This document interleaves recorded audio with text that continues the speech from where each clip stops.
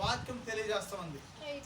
అయితే ఆయన కొట్టబడిన, ఆయన శరీరం దున్నబడిన, ఆయన శరీరము అంతా రక్తము కార్చబడిన, అయితే ఆయన చావలేదు.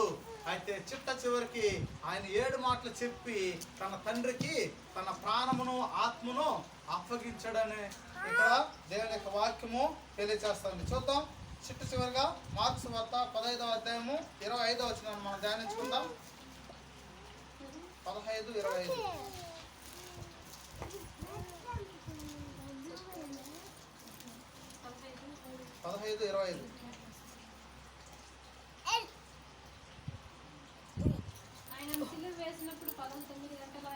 ఆయన సిలువ వేసినప్పుడు పగలు 9 గంటలాయను.